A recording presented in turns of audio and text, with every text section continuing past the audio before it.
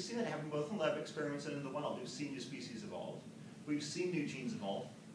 We've seen evolution give rise to new features and new traits. And there are lots of examples. And again, we could go on about that at great length. Nylon-eating bacteria is one example that comes to mind. Nylon is a synthetic polymer we use today that was invented back in the 1930s and didn't exist prior to that time. In the 1970s, scientists discovered bacteria that were able to break down byproducts of nylon manufacture using enzymes that are found nowhere else in nature. And these bacteria had evolved this ability since the 1930s. This is a very recent development, and this is using 3 genes, again, that you don't find anywhere else in nature. Another example is the Lenski experiment, and this is in the lab where E. coli, grown under controlled conditions, were able to evolve the ability to use citrate in the presence of oxygen. One of the defining characteristics of E. coli as a species is that they do not use citrate in the presence of oxygen.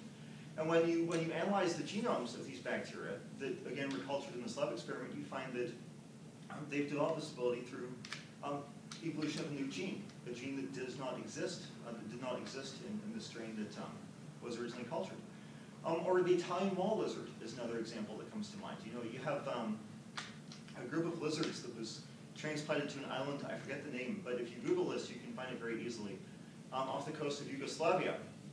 So this was almost kind of an unplanned, uncontrolled experiment, if you will. They were transplanted, I want to say it was back in the 1990s, 1970s perhaps.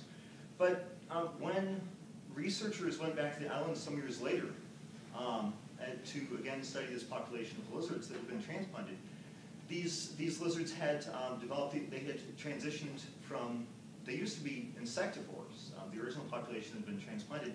Now they rely primarily on, they're vegetarians. They rely primarily on a vegetarian diet.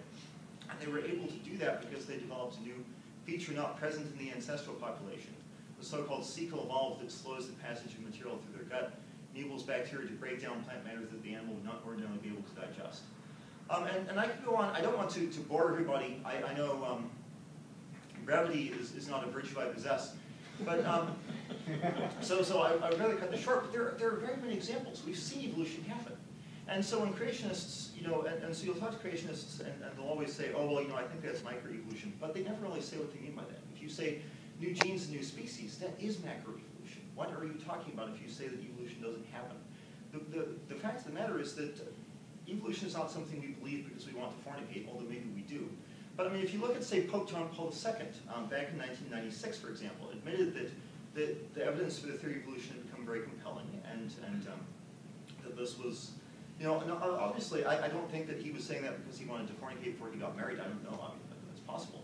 But again, this is something where if you look at the evidence for this, as I have, you will find that it is very compelling.